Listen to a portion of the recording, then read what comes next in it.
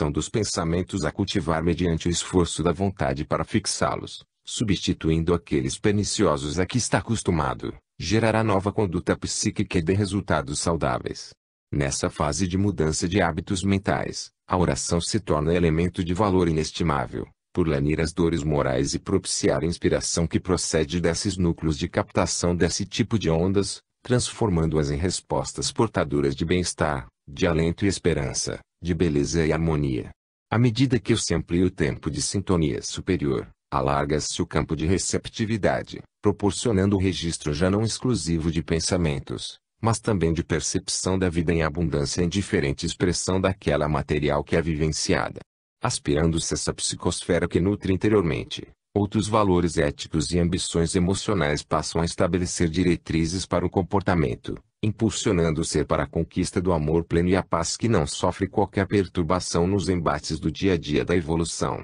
Experimentando essa inefável sintonia, o ser humano lata com melhores equipamentos para alterar o rumo das experiências e, ao mesmo tempo, para dilatar os sentimentos de fraternidade, que se solidariza com o próximo em aturdimento para o ajudar, com amor, para expandi-lo e preencher os vazios existenciais em outrem, com a caridade, para tudo compreender, erguendo os combalidos físicos, morais, econômicos e espirituais, em consequência experimentando a alegria de viver. A sintonia superior é indispensável para a erradicação dos compromissos perturbadores, dos hábitos perniciosos, dos instintos primários, que se fazem substituídos pelas expressões de nobreza, de honestidade e de bem-estar que lhes são inabituais. Quando alguém consegue abandonar o charco em que se encontra e alcança o planalto formoso, deslumbra-se com o horizonte visual infinito, com a beleza de luz e de cor, com a musicalidade da natureza, enquanto aspira o oxigênio puro, que vitaliza e renova o ser. A ascensão espiritual não é diferente, sendo compensadores os esforços e tentativas de sintonia elevada, considerando-se a destinação espiritual que está reservada a todos os homens e mulheres do mundo. O pensamento é, portanto, o veículo vigoroso que conduz o espírito à sintonia com a faixa de que se constitui ao campo vibratório de energia que o capta. Enquanto luz a oportunidade no corpo ou fora dele, cumpre que a mente se edifique através de construções ideológicas salutares, a fim de se transformarem em ações dignificantes, graças à inspiração e aos impulsos vigorosos procedentes do mundo real de onde todos nos originamos e para onde retornamos, conforme o teor de qualidade psíquica e os conteúdos morais das ações praticadas. Pensar bem para agir melhor, é o desafio do momento, que aguarda a decisão moral dos indivíduos. 8. Durante os trabalhos de socorro aos irmãos desencarnados em sofrimento, através de médiuns iniciantes, no Centro Espírita na cidade de Paramirim, Bah, no dia 0 de julho de 2000, o instrutor dirigiu-nos a seguinte mensagem. Sintomas de mediunidade. A mediunidade é faculdade inerente a todos os seres humanos, que um dia se apresentará ostensiva mais do que ocorre no presente momento histórico. À medida que se aprimoram os sentidos sensoriais, favorecendo com mais amplo cabedal de apreensão do mundo objetivo, amplia-se a embrionária percepção extrafísica, ensejando o surgimento natural da mediunidade. Não poucas vezes, é detectada por características especiais que podem ser confundidas com síndromes de algumas psicopatologias que, no passado, eram utilizadas para combater a sua existência. Não obstante, graças aos notáveis esforços e estudos de Allan Kardec, bem como de uma pleiade de investigadores dos fenômenos paranormais, a mediunidade vem podendo ser observada e perfeitamente aceita com respeito, em face dos abençoados contributos que faculta ao pensamento e ao comportamento moral, social e espiritual das criaturas. Sutis ou vigorosos, alguns desses sintomas permanecem em determinadas ocasiões gerando mal-estar e dissabor, inquietação e transtorno depressivo, enquanto que, em outros momentos, surgem em forma de exaltação da personalidade, sensações desagradáveis no organismo, ou antipatias injustificáveis, animosidades mal disfarçadas, decorrência da assistência espiritual de que se é objeto. Muitas enfermidades de diagnose difícil, pela variedade da sintomatologia, têm suas raízes em distúrbios da mediunidade de prova, isto é, aquela que se manifesta com a finalidade de convidar o espírito a resgates aflitivos de comportamentos perversos ou doentes mantidos em existências passadas. Por exemplo, na área física, dores no corpo, sem causa orgânica, cefalgia periódica, sem razão biológica, problemas do sono, insônia, pesadelos, pavores noturnos com sudorese e traço, taquicardias, sem motivo justo, colapso periférico sem nenhuma disfunção circulatória, constituindo todos eles ou apenas alguns, perturbações defluentes de mediunidade em surgimento e com sintonia desequilibrada. No comportamento psicológico, ainda apresentam-se ansiedade, fobias variadas, perturbações emocionais, inquietação íntima, pessimismo, desconfianças generalizadas, sensações de presenças imateriais, sombras e vultos, vozes e toques, que surgem inesperadamente, tanto quanto desaparecem sem qualquer medicação, representando distúrbios mediúnicos inconscientes, que decorrem da captação de ondas mentais e vibrações que sincronizam com o perispírito do enfermo, procedentes de entidades sofredoras ou vingadoras, atraídas pela necessidade de refazimento dos conflitos em que ambos, encarnado e desencarnado, se viram envolvidos. Esses sintomas, geralmente pertencentes ao capítulo das obsessões simples, revelam presença de faculdade mediúnica em desdobramento, requerendo os cuidados pertinentes à sua educação e prática. Nem todos os indivíduos, no entanto, que se apresentam com sintomas de tal porte,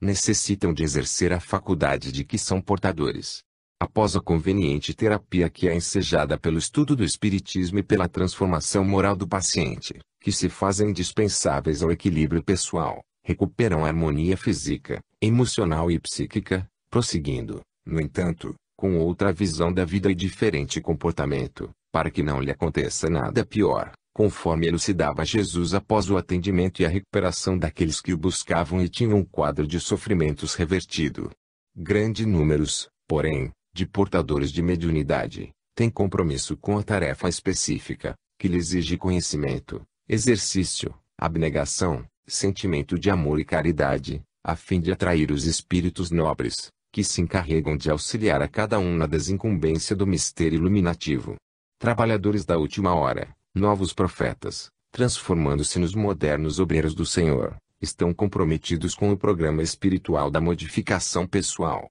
assim como da sociedade, com vistas à era do espírito imortal que já se encontra com seus alicerces fincados na consciência terrestre. Quando, porém, os distúrbios permanecerem durante o tratamento espiritual, convém que seja levada em conta a psicoterapia consciente, através de especialistas próprios, com o fim de auxiliar o paciente médium a realizar o autodescobrimento, liberando-se de conflitos e complexos perturbadores, que são decorrentes das experiências infelizes de ontem como de hoje. O esforço pelo aprimoramento interior aliado à prática do bem, abre os espaços mentais à renovação psíquica, que se enriquece de valores otimistas e positivos que se encontram no bojo do espiritismo, favorecendo a criatura humana com a alegria de viver e de servir, ao tempo que a mesma adquire segurança pessoal e confiança irrestrita em Deus, avançando sem qualquer impedimento no rumo da própria harmonia. Naturalmente, enquanto se está encarnado, o processo de crescimento espiritual ocorre por meio dos fatores que constituem a argamassa celular, sempre passível de enfermidades, de desconcertos, de problemas que fazem parte da psicosfera terrestre, em face da condição evolutiva de cada qual. A mediunidade, porém, exercida nobremente, torna-se uma bandeira cristã e humanitária, conduzindo mentes e corações ao porto de segurança e de paz. A mediunidade, portanto, não é um transtorno do organismo. O seu desconhecimento, a falta de atendimento aos seus impositivos, geram distúrbios que podem ser evitados, ou quando se apresentam, receberem a conveniente orientação para que sejam corrigidos. Tratando-se de uma faculdade que permite o intercâmbio entre os dois mundos, o físico e o espiritual, proporciona a captação de energias cujo teor vibratório corresponde à qualidade moral daqueles que as emitem, assim como daqueles outros que as captam e transformam em mensagens significativas. Neste capítulo, não poucas enfermidades se originam desse intercâmbio, quando procedem as vibrações de entidades doentias ou perversas, que perturbam o sistema nervoso dos médiuns incipientes, produzindo distúrbios no sistema glandular e até mesmo afetando o imunológico, facultando campo para a instalação de bactérias e vírus destrutivos. A correta educação das forças mediúnicas proporciona equilíbrio emocional e fisiológico, ensejando saúde integral ao seu portador. É óbvio que não impedirá a manifestação dos fenômenos decorrentes da lei de causa e efeito, de que necessita o espírito no seu processo evolutivo, mas facultará a tranquila condução dos mesmos sem danos para a existência, que prosseguirá em clima de harmonia e saudável, embora os acontecimentos impostos pela necessidade da evolução pessoal. Cuidadosamente atendida, a mediunidade proporciona bem-estar físico e emocional, contribuindo para a maior captação de energias revigorantes, que alçam a mente a regiões felizes e nobres, de onde se podem aurir conhecimentos e sentimentos inabituais, que aformoseiam o espírito e o enriquecem de beleza e de paz. Superados, portanto, os sintomas de apresentação da mediunidade, surgem as responsabilidades diante dos novos deveres que irão constituir o clima psíquico ditoso do indivíduo que, compreendendo a magnitude da ocorrência, crescerá interiormente no rumo do bem e de Deus. 9.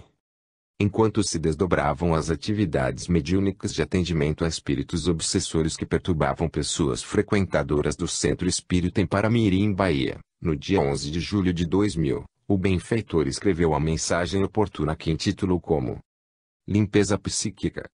No delicado e grave capítulo das obsessões espirituais, merecem estudos cuidadosos os motivos relevantes que as desencadeiam, e em cujo campo vibratório ocorrem as suas instalações. Primeiramente, deve-se considerar a pessoa que sofre a injunção obsessiva, responsável, direta ou indiretamente, pela sua instalação. Isto porque, se lhe encontram em germe na economia evolutiva as razões dos dramas não solucionados a que deu lugar em existências passadas ou mesmo na atual. Muitos delitos morais praticados no transcurso do processo de desenvolvimento dos valores espirituais, permanecem aguardando a necessária reparação, encontrando-se esculpidos no espírito comprometido, e que não se resolveu por mudança radical de atitude, alterando o quadro de responsabilidade em que se encontra em curso. Por mais hábil seja a escamoteação de uma atitude infeliz, ela permanece no conhecimento do seu autor, bem como na consciência daquele que lhe experimentou o guante. Estando vinculados psíquica e moralmente, responsável e vítima, ao primeiro ensejo que ocorre os campos vibratórios facultam sintonia, volvem a encontrar-se, nascendo o intercâmbio nefasto que se transforma em transtorno obsessivo. Estão, desse modo, profundamente fixadas as matrizes das futuras perturbações naqueles que viveram experiências desastrosas e não se resolveram por comportamento superior, qual o proposto pelo perdão, de quem sofreu a desonra, a ignomínia, o crime, ou em face da renovação interior do responsável pelo desmando, aquele que afligiu, quer consciente da ação ou levado por circunstância inevitável em que se viu envolvido. Condutas extravagantes e impiedosas, vulgares e prejudiciais podem, não poucas vezes, passar sem o conhecimento de outras pessoas ou mesmo avaliação e imputação do estabelecido pelo Código das Leis. Não obstante, aquele que infringe o estatuto legal estabelecido, permanece interiormente em curso no crime, que aguarda conveniente reparação.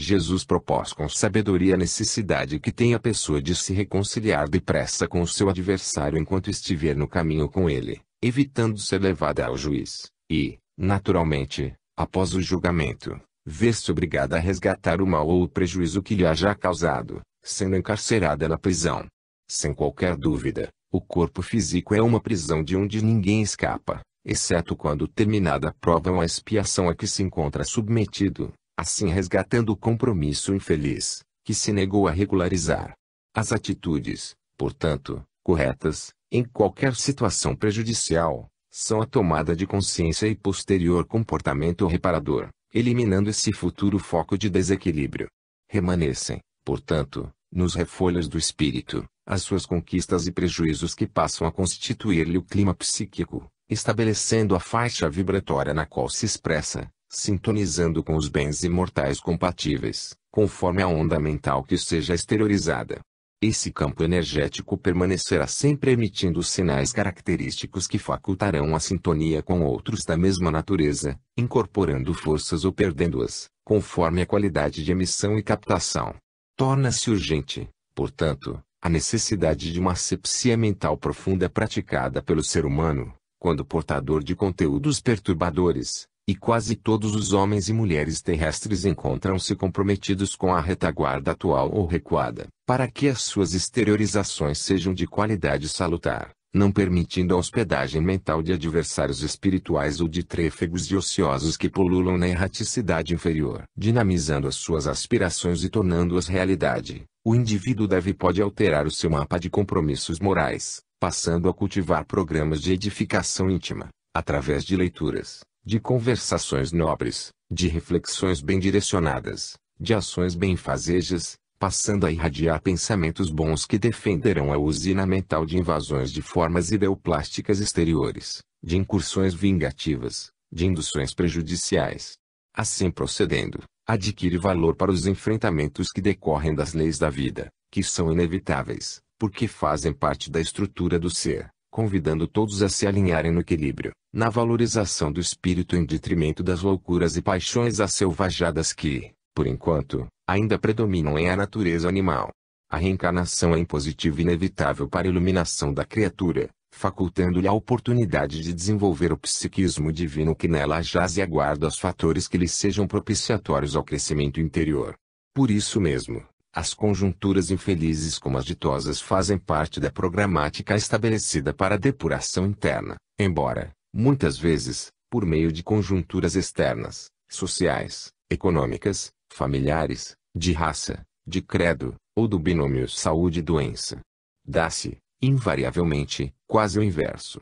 Acostumado às viciações mentais e morais, o indivíduo, quanto lhe é possível, cultiva ideias extravagantes, perniciosas umas e vulgares outras, situando-se psiquicamente em paisagens extrafísicas tormentosas, alimentando-se de fluidos deletérios que o intoxicam mentalmente e passam a constituir-lhe dependência que se entrega por prazer doentio. Somente através de novos comportamentos mentais conseguirá desalojar o psiquismo desses recintos de perversão espiritual, vivenciando outras experiências edificantes, porquanto o direcionamento da onda mental leva a uma correspondente faixa na qual se expressa uma como outra contribuição. A asepsia psíquica é indispensável à vida saudável, alegria existencial, ao desempenho das tarefas que se fazem necessárias para o progresso, porque libera a mente da constrição das forças aprisionantes dos desejos inferiores e das condutas atormentadas. Por outro lado, a terapia bioenergética contribui favoravelmente por meio do recebimento dos passes magnéticos como fluídicos,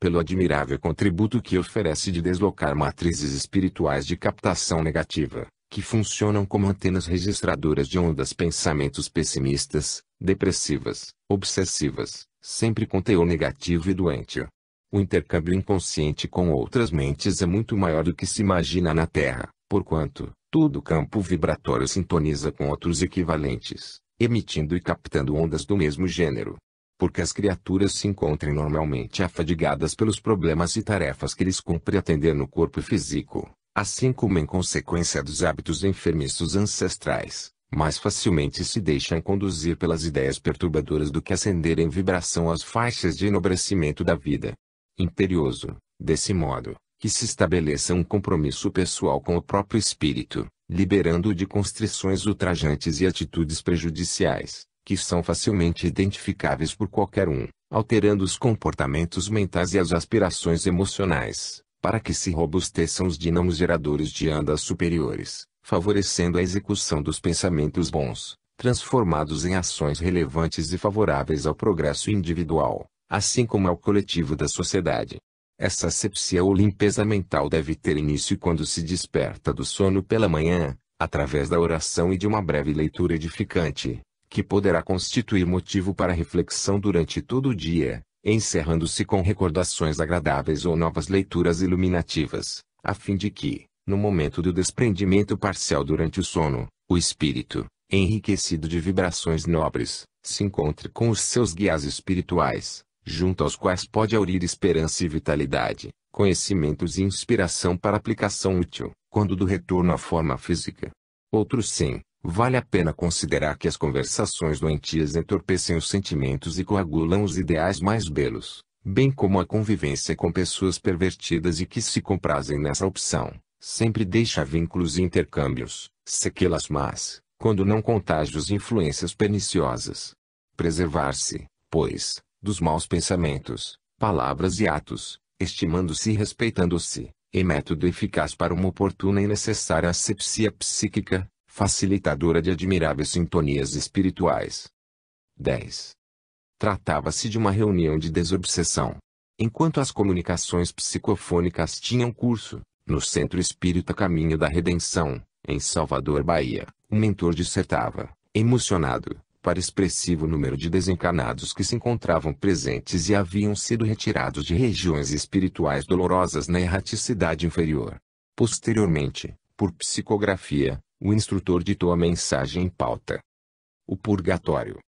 As construções mentais de cada indivíduo constituem-lhe a psicosfera na qual se movimenta, alimentando-se das vibrações elaboradas e emitindo-as em todas as direções. Conforme o conteúdo de que se revestem essas exteriorizações psíquicas, formam-se campos de energia correspondente ao teor de que se constituem, propiciando o bem ou mal-estar, felicidade ou desar interior. A perseverança no hábito das elaborações perniciosas e vulgares produz emanações morbíficas que se condensam à sua volta, definindo a qualidade das suas aspirações íntimas e gerando sintonias com ondas e entidades correspondentes. A sós, portanto, aquele que assim procede, gera o seu clima emocional e espiritual, que se torna parte da existência. Ante a desencarnação, o despertar dá-se com as características que foram vivenciadas durante a vilegiatura carnal, e mantendo o espírito a campos de energia equivalentes, nos quais se debatem na amargura e no sofrimento outros seres portadores dos mesmos requisitos. Reunidos numa mesma área de identificação vibratória, suas exteriorizações morbosas produzem uma psicosfera doentia, assinalada pela aflição e desespero. À medida que se torna mais densa, em face da população que nessa região se movimenta, condensam-se os vapores psíquicos carregados de vibriões mentais e de formas pensamento que adquirem vida, transformando-se em verdadeiro purgatório, no qual estertoram os invigilantes e ociosos mentais. Invariavelmente, em lugares próprios do planeta, vales sombrios, cavernas escuras e úmidas, subterrâneos pavorosos e pântanos pestilentos, se homiziam esses aturdidos enganadores de si mesmos, dando surgimento a verdadeiras cidades de horror, onde passam a viver sob o domínio de algures perversos, que se comprazem em explorá-los espiritualmente, nutrindo-se das suas escassas energias em deperecimento. A contínua emissão de ondas mentais doentias mais condensa o clima psíquico com substâncias especiais que são exteriorizadas, dando forma e atividade ao que lhes vai no mundo íntimo, retornando como pesado fluido que os asfixia e leva aos estertores agônicos em que se debatem sem cessar. A esse mundo de vibrações danosas, as tradições de algumas doutrinas espiritualistas ortodoxas denominaram de purgatório e Allan Kardec, com muita propriedade, definiu-o como erraticidade inferior. Vive-se em campos de sintonia, nos quais os semelhantes se atraem e se unem, proporcionando reciprocidade vibratória, que eleva ou retarda o avanço espiritual e moral do ser. Não foram poucos os místicos que visitaram essas regiões espirituais de sombra e de dor e as confundiram com o inferno ou trouxeram indicação de purgatório, que mesmo transitórios, constituem recintos de purgação e despertamento para a realidade da vida e a compreensão de que ninguém pode transgredir as leis soberanas sem sofrer as consequências dos seus atos ignóbeis. A consciência registra todos os pensamentos, palavras e atos, oferecendo respostas equivalentes, que consubstanciam o ser no seu processo de crescimento espiritual. Mesmo na Terra, as afinidades reúnem os seus cômpares, que se vinculam pelos idênticos interesses a que se aferram. Eis porque Mestre Nazareno referiu-se com sabedoria que o reino de Deus está dentro de nós. O inverso também é verdadeiro. Em razão da identidade vibratória dos grupos sociais desencarnados, os lugares que os recebem transformam-se em campos de pesadas energias onde se detém até quando luz o amor de Deus que os arrebata desses recintos hediondos, ao se melhorarem interiormente, se arrependerem e aspirarem pela felicidade e pelo bem.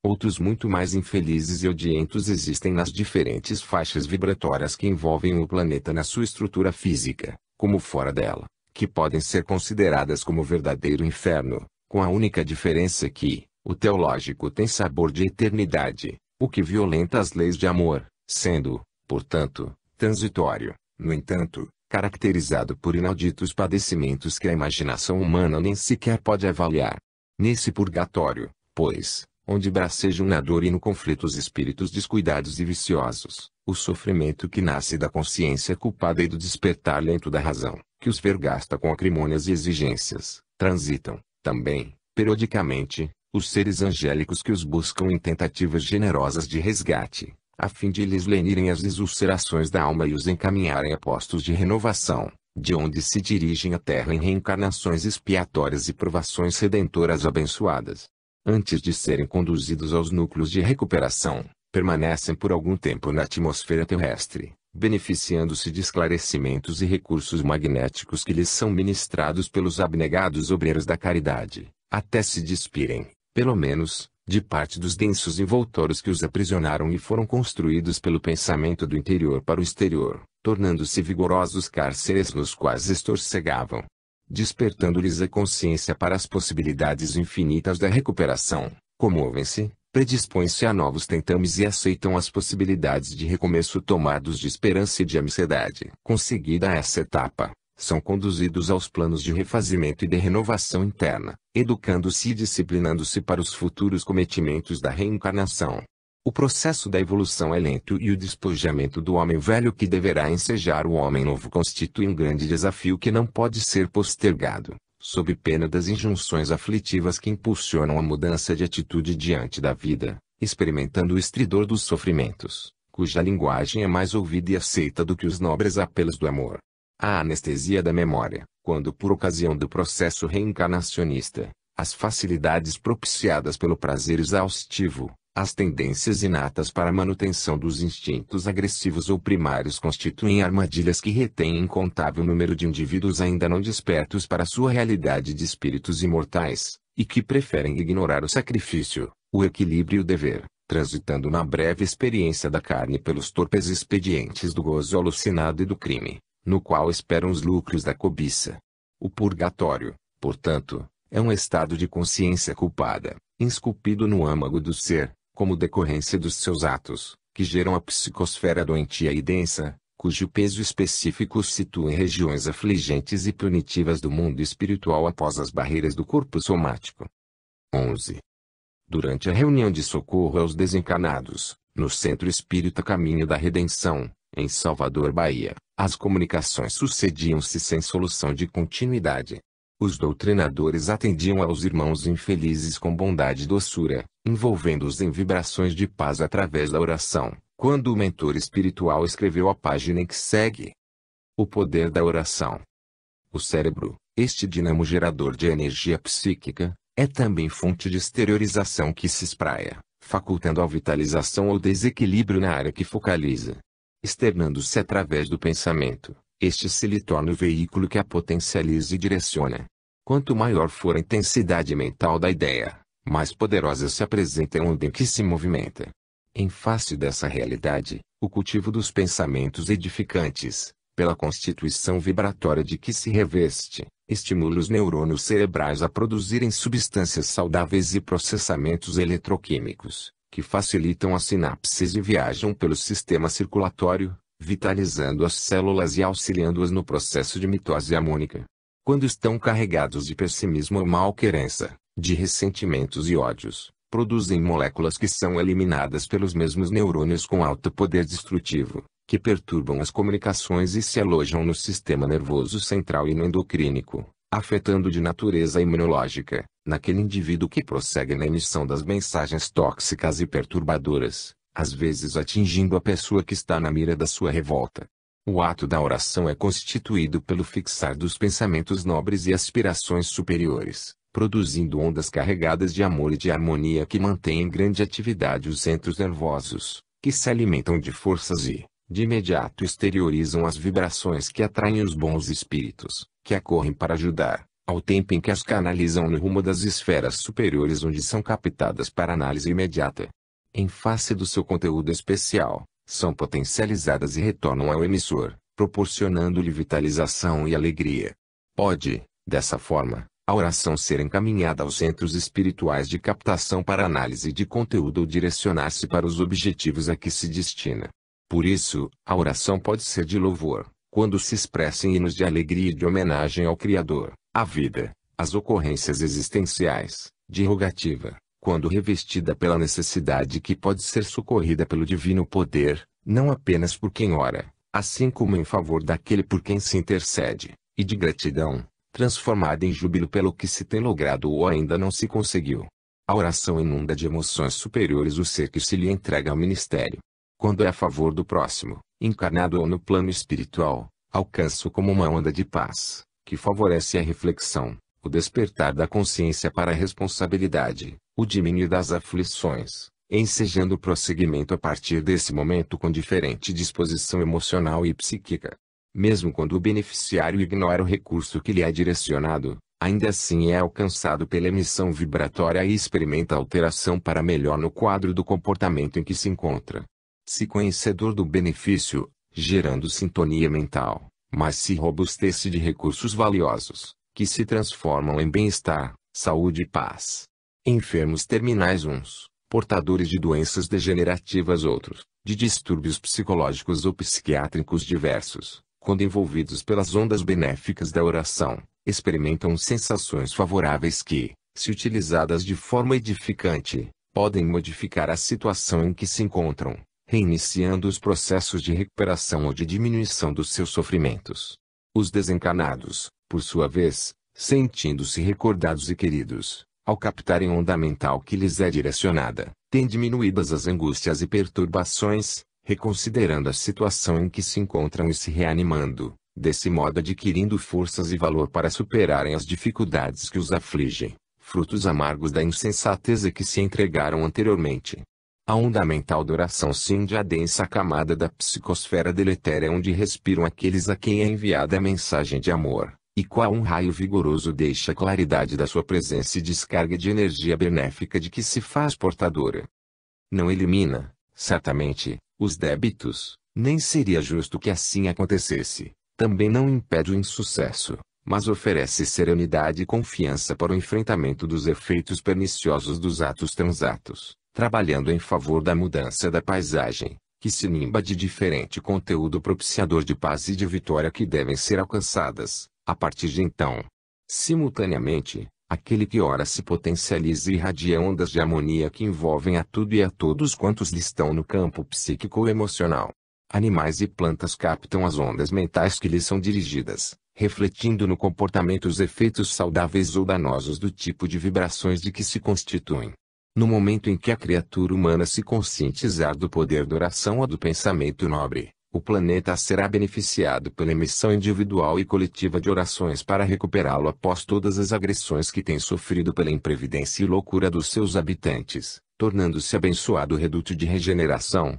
ao invés de oficina de dolorosas provas e expiações. O pensamento, portanto, vinculado a Deus, ao bem, ao amor, ao desejo sincero de ajudar, eis a oração que todos podem e devem utilizar, a fim de que a felicidade se instale por definitivo nos corações. Por isso que as formas e as fórmulas utilizadas para a oração se fazem secundárias, sendo indispensável a intenção do orante, cujo propósito estimula o dínamo cerebral a liberar a onda psíquica vigorosa que lhe conduzirá à aspiração. O hábito de orar, a constância da oração, a elevação do pensamento se transformarão em um estado especial de equilíbrio espiritual, que sustentará o ser em todas e quaisquer ocasiões da sua existência. Isto, porque, oração é vida, e com Jesus é vida em abundância. 12. A reunião mediúnica de desobsessão, no Centro Espírita Caminho da Redenção, em Salvador, Bahia, prosseguia com atendimento a inúmeros espíritos difíceis, enquanto outros teimavam em negar-se o estado de desencarnados. Na noite de 6 de fevereiro de 2002, quando o orientador espiritual escreveu a página que transcrevemos. Morrer e desencarnar.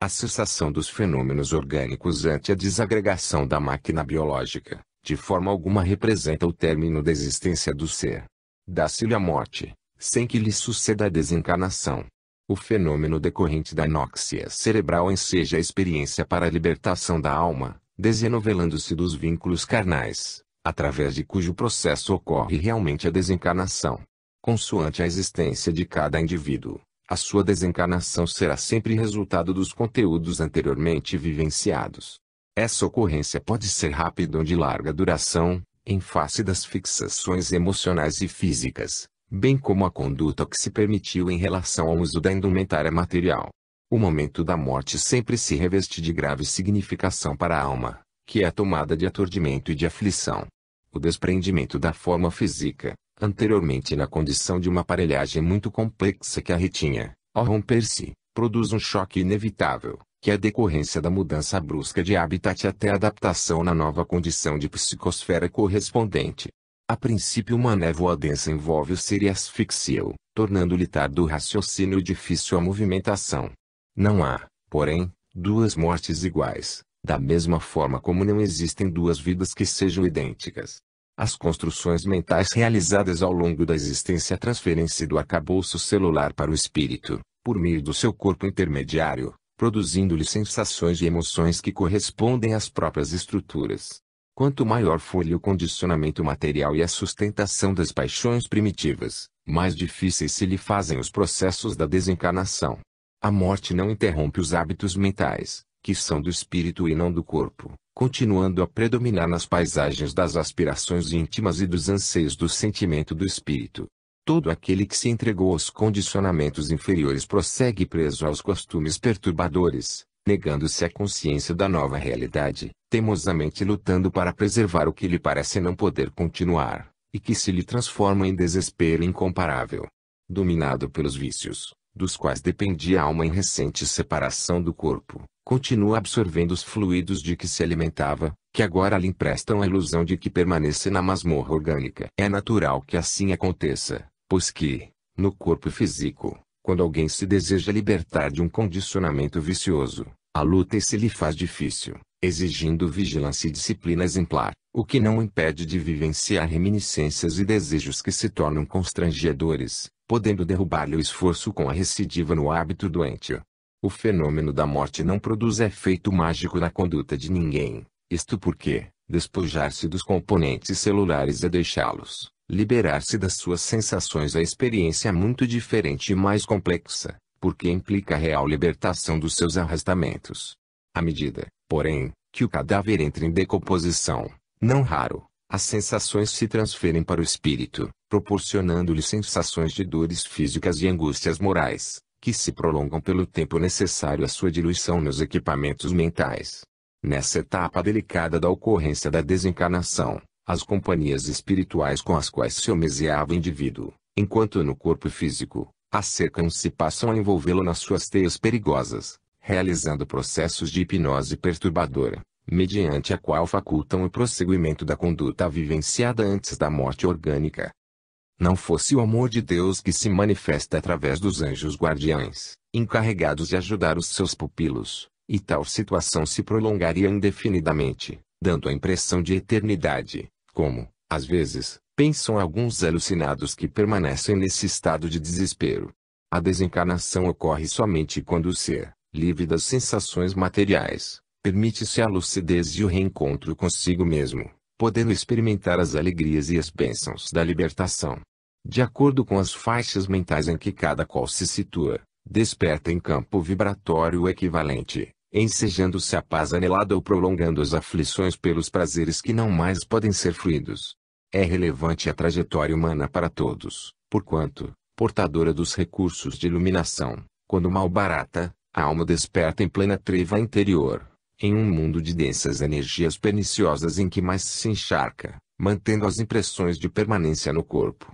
O hábito dos pensamentos edificantes, a conduta correta e as ações providenciais, cultivados com esforço e bom direcionamento para o amor e para o bem geral, tornam-se preponderantes para a desencarnação feliz, da qual o despertar faz-se tranquilo e compensador. O homem e a mulher de bem, aqueles que vivem consoante as leis de Deus, mergulham no corpo e dele se liberam com facilidade e clareza mental, por não se encontrarem imantados às paixões escravizadoras. Não dependentes das más inclinações, que já superaram, e pertencem ao passado, vestem e despem o escafandro celular sem maior dificuldade, por conduzirem a mente em propósitos e aspirações dignificadores. O inverso se encarrega de mantê-los nos redutos em que se compraziam, até quando a exaustão pelo sofrimento os conduz no rumo da oração, do arrependimento e do anseio honesto para conseguir a mudança de situação espiritual. As criaturas são os conteúdos mentais que cultivam, transformando-os em realidade no seu dia a dia,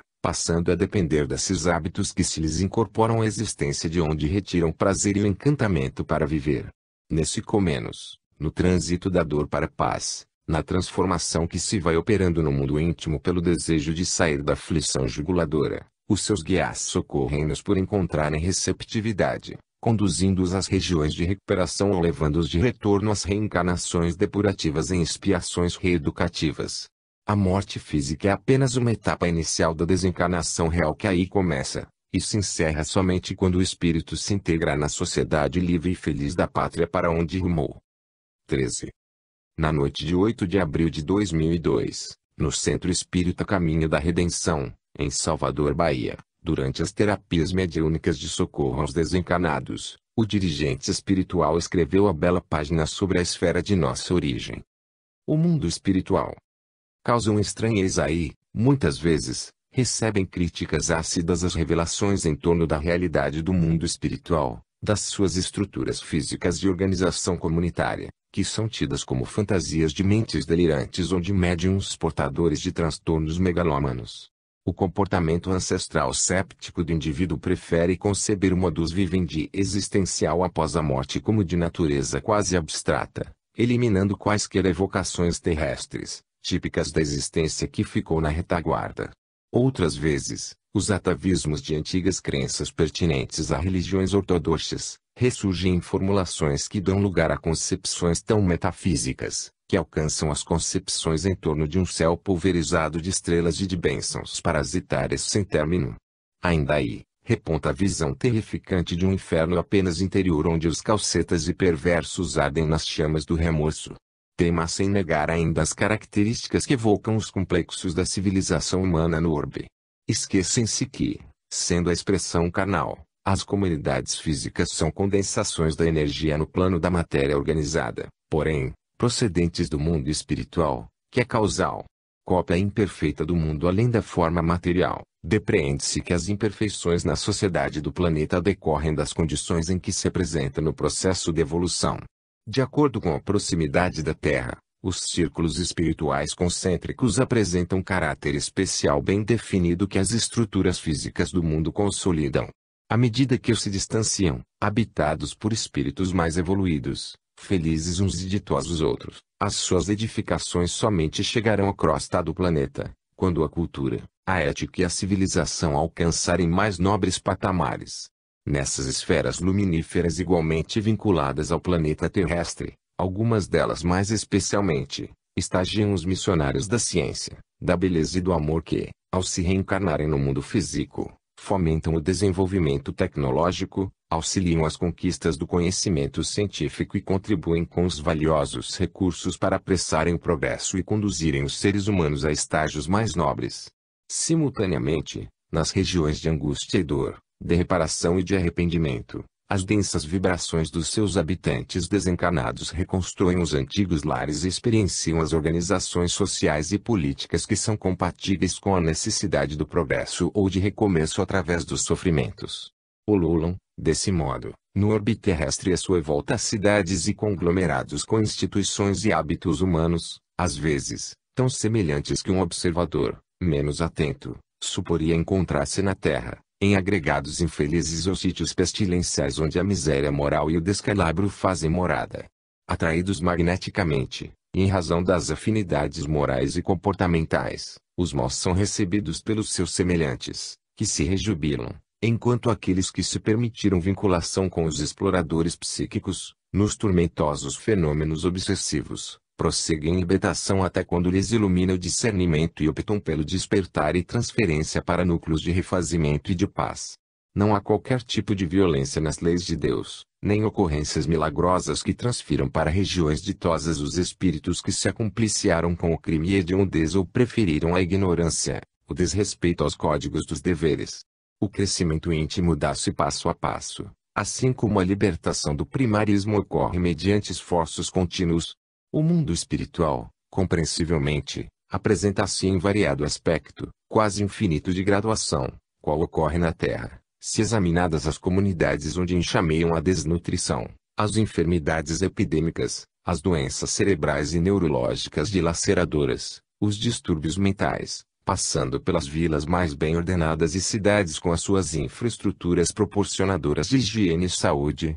até alcançarem-se as megalópolis, nas quais a tecnologia avançada conseguiu realizar, inimagináveis antes, edificações ricas de conforto, bem-estar e beleza. A diferença básica ressalta nos seus habitantes, que diferentemente dos atormentados que se movimentam ao lado dos pacíficos, dos criminosos que andam misturados aos honrados, na azáfama e balbúrdia, no trânsito perturbador e na disputa pela conquista de destaque social ilusório, encontram-se em refazimento e em paz, experimentando a harmonia e o equilíbrio, o respeito e a amizade sinceros, confraternizando uns com os outros, deixando que a truculência e o desajuste permaneçam temporariamente apenas nas áreas reservadas ao socorro que lhes é necessário, que ali são hospedados para conveniente atendimento e orientação, no momento próprio. Ninguém conseguirá a transferência do corpo físico para herdades feitas de luz e campos de infinitos gozos, sem transitarem antes pelas faixas intermediárias da depuração e do refazimento.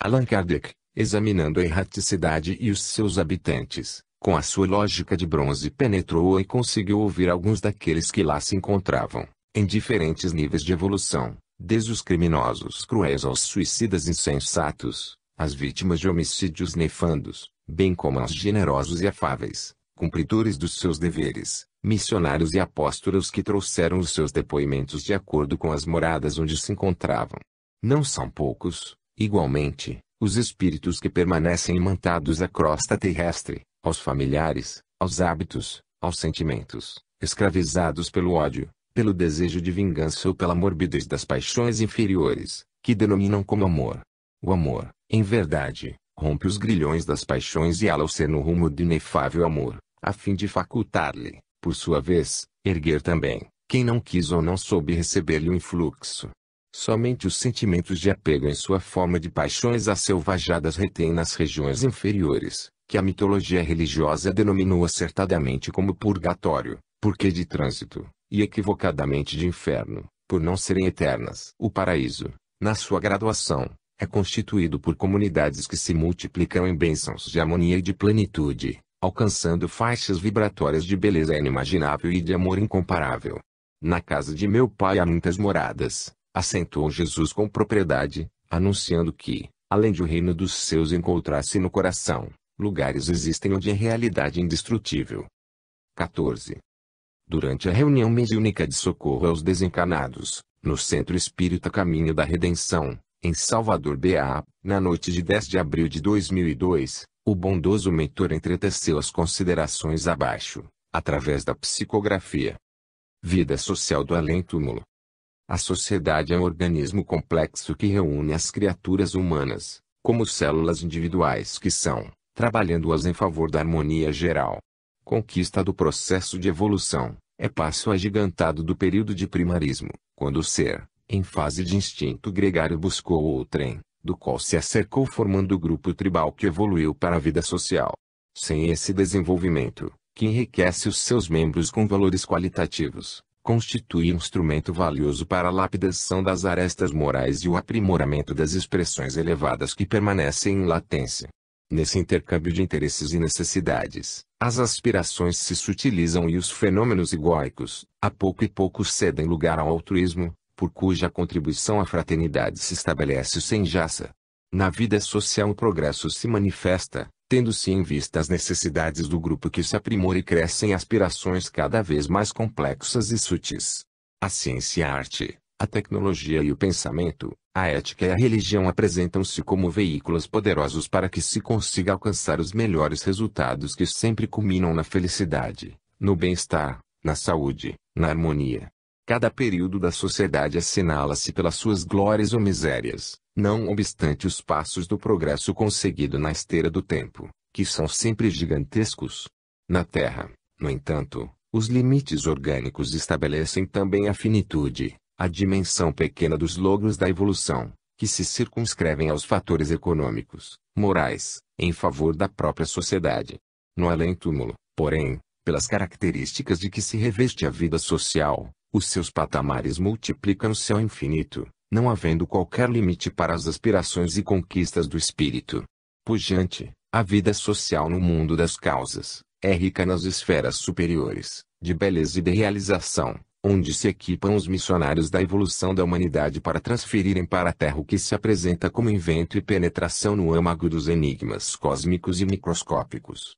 Longe vão os tempos ingênuos em que se acreditava em uma vida social além do corpo, destituída de vibração e de movimento, de ação e de trabalho. O Espiritismo veio demonstrar que o ser utilitário sem finalidade, no parasitismo estático da contemplação infinita e o inferno de eterna punição, não passam de conceitos míticos do grado arquetípico dos privilégios e das punições cruéis. As instâncias felizes, ao inverso das megalópolis terrenas, são colmeias vivas de amor e de ação, felicitando os seus habitantes com os gozos que se derivam da consciência lúcida e em consonância com as leis de Deus, impulsionando o espírito em incessantes buscas e aprendizagens na ânsia da conquista de sabedoria. Comunidades resultantes da afinidade de interesses e conquistas morais, harmonizam-se pelas metas que perseguem e através dos labores que empreendem. Entre elas reina a perfeita confiança e a afetividade destituída de paixões egoísticas e tormentosas, propiciando relacionamentos duradouros em delineamentos de realizações futuras para o bem geral.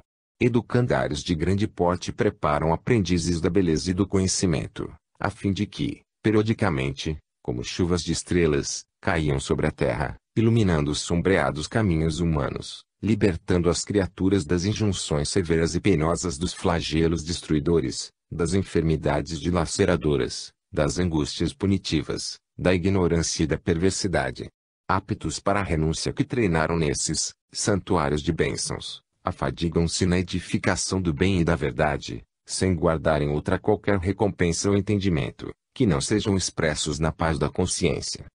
Nesses infinitos ninhos de amor luz o verdadeiro entendimento dos soberanos códigos, e a imaginação rompe as amarras que a limitam, facultando a elaboração de incomparáveis paisagens e edificações onde vivem e se movimentam. Isto porque, à medida que ascende, o espírito se liberta da condição de escravo do trabalho, passando a realizá-lo por necessidade e alcançando o nível superior do anseio de beleza e sublimação. O esforço físico e a atividade braçal, tão comuns na Terra, são substituídos pela ação mental que plasma, que movimenta, que vitaliza e aperfeiçoa em razão do perfeito controle das faculdades psíquicas que expressam Deus no ser em crescimento. De alguma forma, já se podem observar no planeta alguns desses aspectos de fácil presença, quando a robótica substitui seres humanos em tarefas desgastantes e a informática proporciona operações fantásticas que antes constituíam desafios, nem sempre vitoriosos. Os equipamentos sofisticados da biônica, da engenharia genética, da biologia molecular, da computação, apenas para citar alguns, que chegaram ao planeta nos 5 últimos decênios são materializações dos extraordinários instrumentos dessas esferas espirituais, encarregadas de fomentar o progresso humano e apressar a transição do mundo de provas e de expiações facultando sejam instaladas as bases do mundo de regeneração. Esses espíritos que mergulham em grupo social, procedentes do além-túmulo, vieram no século V de Péricles, na Grécia Antiga e se corporificaram como Praxíteles, Esquilo, Sófocles, entre muitos outros, para ressurgirem nas indumentárias de Sócrates, Platão, Aristóteles, Leucipo, Lucrécio, Demócrito e avançarem para os dias de Caio Júlio César Otávio, na investidura de Marco Aurélio, Tito Livio, Mecenas e sucessivamente na escola neoplatônica de Alexandria, no período medieval, no Renascimento até os dias atuais, alterando o planeta nas suas variadas expressões. A vida social, no além-túmulo, real e formal, ativa quanto grandiosa, é o celeiro de luz de onde a divindade transfere para o mundo físico os germes de vida, de beleza e de sabedoria, a fim de arrastar nas suas redes de amor e de serviço os espíritos ainda tardos ou renitentes na ignorância que, igualmente, irão viver nesses pousos de plenitude da erraticidade, quando libertados da canga das paixões e das impurezas morais. 15. A reunião mediúnica de desobsessão, no Centro Espírita Caminho da Redenção, em Salvador, Bahia, na noite de 21 de agosto de 2002, seguiu seu curso, quando o benfeitor, analisando os estudos que a precederam, ditou a seguinte mensagem psicografada: O país dos sonhos. Durante o sono fisiológico ou natural, o espírito desprende-se parcialmente do corpo, volvendo ao seu habitat normal, que é o mundo de origem, onde se movimenta conforme os seus níveis de evolução. Quanto mais enobrecido, melhores possibilidades frui, conseguindo movimentar-se com facilidade e presteza. Quando saturado de energias densas e primárias, Permaneça em perturbação como consequência das intoxicações mórbidas que se exteriorizam da organização física. O sonho representa uma abençoada concessão da vida ao ser humano, de modo a não lhe permitir o deslocamento completo da realidade, seguido de amnésia em torno da espiritualidade. Conforme as aspirações cultivadas e os programas emocionais estabelecidos, mediante compreensível identificação vibratória, o espírito é atraído para os recintos e companhias compatíveis com os anelos do sentimento. Nesse período de lucidez, que é relativa ao estado de evolução de cada ser, reafirmam-se propósitos dignificantes, participa-se de atividades relevantes, revisam-se projetos reencarnatórios, recebem-se orientações e esclarecimentos seguros para serem incorporados ao roteiro humano após o despertar. Noutras vezes, são realizadas viagens de aprendizagem a regiões ditosas e a mundos superiores, onde a cultura e a civilização alcançaram patamares elevados e radiosos que deslumbram, imprimindo nos delicados tecidos da memória espiritual os seus painéis e lições de superior conteúdo. Reencontros ditosos e convivências felizes fazem-se promissores, ensejando o robustecimento dos valores morais e das energias para os enfrentamentos incontáveis da jornada carnal. Ocorrem ali também recordações de outras existências já experienciadas, com o objetivo de esclarecer ocorrências menos felizes e convivências desafiadoras. Paisagens iridescentes quanto fascinantes, totalmente desconhecidas e constituídas por substâncias jamais vistas, imprimem-se no espírito, motivando-o a um incessante desenvolvimento dos tesouros morais que dormem nos refolhos do ser,